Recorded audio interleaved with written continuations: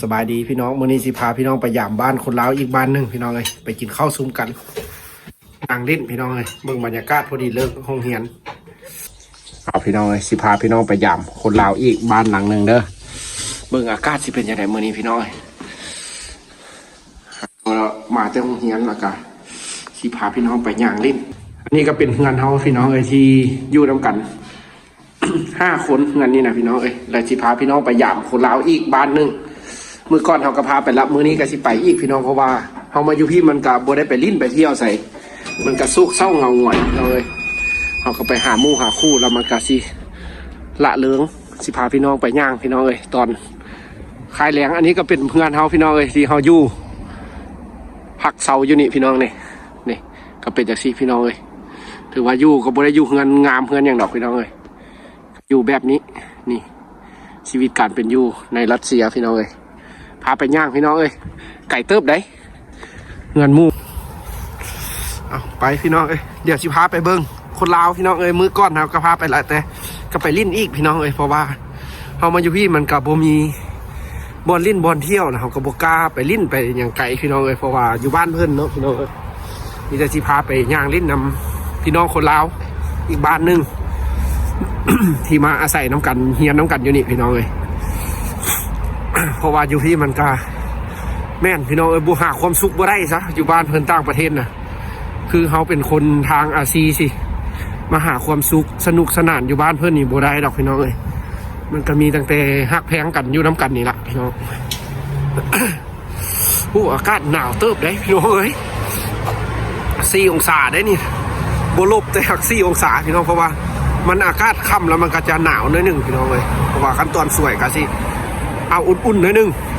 แต่ก็โหบ้านเพิ่นลำซ้ำนี้แหละพี่น้องโบฮอตซิปจะเคลื่อพาย่างลิ้นเด้อพี่น้องไปเบิ้งมาพาพี่น้องไปยามคนลาวพี่น้องรู้จักฮักแพงกันอยู่ดิไปเบิ้งน้ำกันพี่น้อง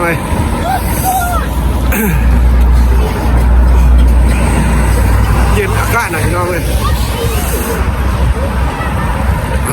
ว่าบนหนาวพี่น้องมือจนแข็งดึงหนาวเนี่ยพี่น้องหนาวว่าบนหนาวก็หนาวพี่น้องสวรรค์นุ่งเสื้อที่2 ตู่เบิ่งอายจนออกปากคนทวน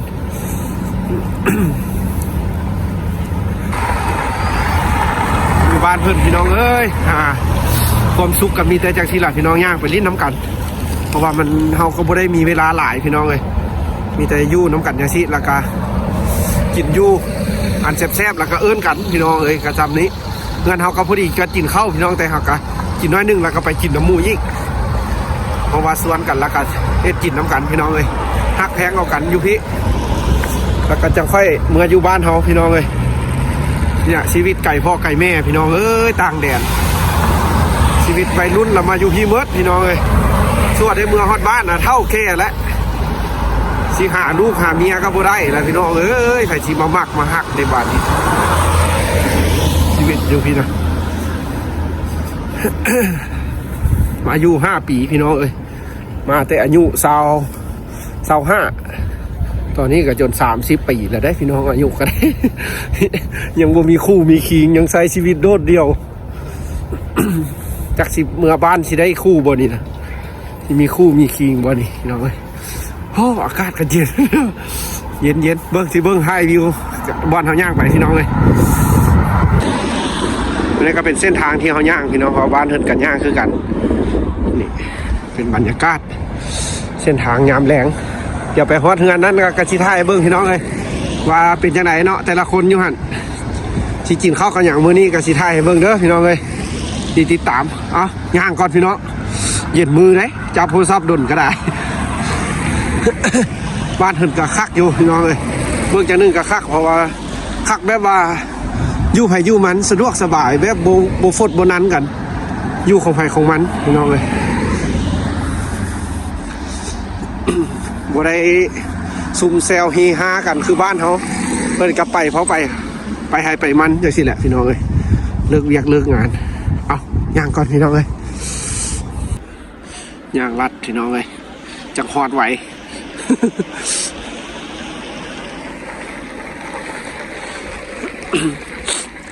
เอาพี่น้องลัดเอาเลยซะ จังสิฮอดไว้เบิ่ง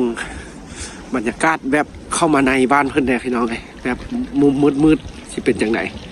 นี่ชีวิตน้อยๆอยู่ต่างแดดพี่น้องเอ้ยไก่พ่อไก่แม่หาความสุขบ่ได้ดอกพี่น้องอยู่บ้านเพิ่นน่ะจังสิละคนบ้านเพิ่นก็บ่ได้สิมาย่างหาลิ้นอยู่นอกเลยพี่น้องเอ้ยโหมันหนาวส่วนใหญ่เขาเจ้าย่างก็มีแต่ไปเวียกไปงานมาพี่น้องเลยนี่ก็เป็นเขาย่างลัดมาเลยพี่น้องเลยมันมืดเลยลัดตึกมาเลยพูดละพี่น้องเลยพูดข้างหน้าพูดสั้นเก้าพี่น้องเลยได้ขี่ลิฟต์ขึ้นไปอีกเห็นพี่น้องเลยเวหานก่อนซื้อเอาเครื่องก่อนซื้อเอาน้ำไปกินก่อนเนาะไปบ่มีน้ำกินได้พี่น้องอยู่รัสเซียนี่หากินน้ำยากเลยหานบ้านเพิ่นพี่น้องเลยแม่ซื้อเอาน้ำไปนำซะเพื่อเอาไปกินของเฮียนมื้ออื่นเลยซะ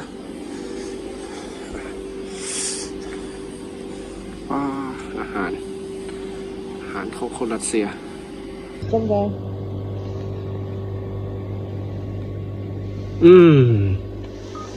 เดี๋ยวกินกดนะСталикат. Да, спасибо большое. Пожалуйста. ไปย่างต่อประเทศรัสเซียเด้ฮานบ้านเพิ่นบ่ได้ลูกได้หลาเด้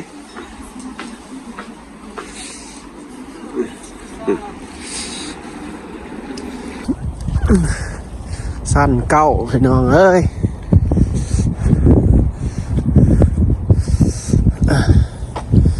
เอาถ่ายเบิ่งพี่น้องเอ้ยชีวิตต่างแดด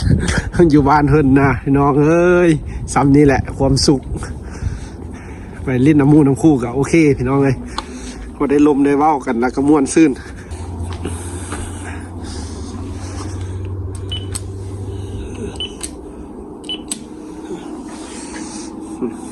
ได้โทรหาได้พี่น้องเลยเข้าบ่ได้เด้ประตูนี่คนอยู่ห้องบ่ไข่ให้นะแล้วนะราชูเจียนวอลบุต3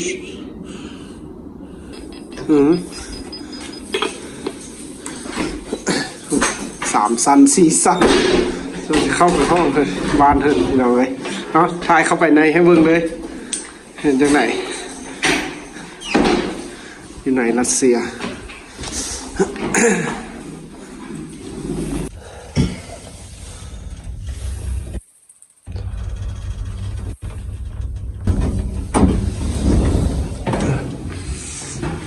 หอดพี่น้องเลยส่วนที่เข้าไปห้องบ้านเพิ่นได้นี่โบแมนของง่ายๆที่สั้นพี่น้องเลยสิมาหอดได้นี่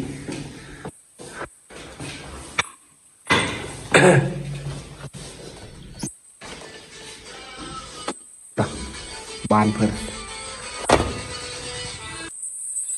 เอาพี่น้องเลยก็มาฮอดแล้วตอนนี้นะเดี๋ยวสิพาเบิ่งอาหารการกินมื้อนี้สิแม่นหยังอาหารลาวได้นี่พี่น้องเอ้ย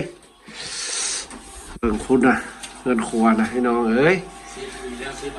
มาลิ้นน้ำมูน้ำคู่โอ้ยคือเกือบเข้ากันเลยได้นี่มื้อนี้น่ะอ๋อพี่น้องของกินแซ่บที่สุดเลยนี่สิเว้าให้ฟังพี่น้องเอ้ยตากแห้งมาเด้อนี่เด้อเป็นหน่อไม้พี่น้องเอ้ยหน่อไม้แล้วก็มักลิ้นไม้จะค่อยสิได้กินมาฮอดพี่ได้พี่น้องเอ้ยคันอาหารเป็นอาหารที่บ้านเพิ่นนี่บ่มากินได้นี่พี่น้องนี่ก็แกงกระดูกหมูใส่กับหน่อไม้แห้งพี่น้องเอ้ยอันนี้ละมันเด็ดสุดสุปผักพี่น้องเอ้ยคนลาวกินแบบนี้เด้อ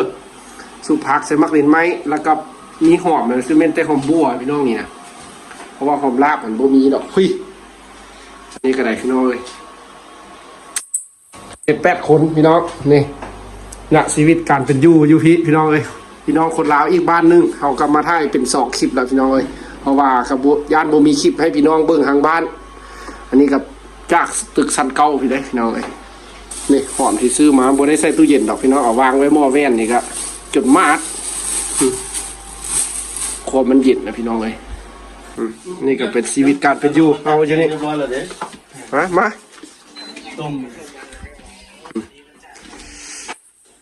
เรียนบทเรียนจะสิละพี่น้องแต่ละมือแต่ละเดย์ชีวิตคนลาวอีกบ้านหนึ่งพี่น้องเลยที่อยู่น้ำกันอยู่พี่นี่อันนี้ก็เซี่ยวเฮียน้ำกันนี่นะห้องเดียวกัน มาน้ำกันแต่5-6 ปีพูดพี่น้องมาอดมาทนกันอยู่พี่จักหน่อยก็ได้กลับบ้านเมืองลาวเฮามาจักหน่อยกินข้าวแซ่บๆน้ำกันเด้อมาพี่น้องนี่กำลังกาเกี่ยวกันป้าสุกหน่อไม้ไว้อีแม่พากให้รอดิหน่อไม้พี่น้องเลยแบบของกินแซ่บที่สุดเลยจะเขาได้มากินน้ำกันนี่พี่น้องเลยนี่พามาเบิ่งพี่น้องเลยชีวิตการเป็นอยู่พวกเขาอยู่พี่น้องเอาจักคนนี่7วะ7 คนนี่เข้าหน่อยเนาะตักจิตเข้าเลยเอาพี่น้องเลยอันหมู่กับบรินุ่งเสื้อแล้วก็สิบริไทยหน้าตาให้เบิ่งเนาะนั่นมันสิเป็นภาพบ่งามเซฟเพิ่นมื้อนี้นะพี่น้องเปลี่ยนกันแต่งกินได้นี่พี่น้องอยู่พี่ก็ได้นะมื้อนี้มือเจ้ามื้อนี้มือค่อยเด้มีอาหารแซ่บแล้วก็จะค่อยได้เห็นหน้ากันครบ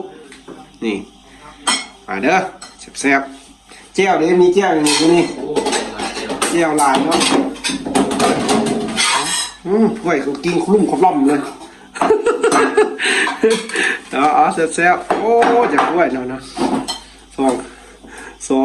4 6 7ถ้วยพี่น้องวะแซ่บทั้งกันเอาใหญ่แล้วเราจะก็เอิญหมู่มาเด้อถ่ายคลิปไว้ให้พี่น้องเบิ่งก่อนพี่น้องเลยฟาวไทยน้อยหนึ่งได้พี่น้องเลยฟาวจิ้มได้เพราะว่าไทยหลุดมาได้ตอนสิเบิร์ดพี่น้องของแซ่บนี่แกงหน่อไม้ได้เนี่ยแกงหน่อไม้ตั้งแดดใส่กับดุหมูสุกพักมักดินไม้มา2 มื้อแล้วยังบุกอยู่เนาะเอ้าเฮียนให้มันจบกลับไปเห็นนาอยู่บ้านเขา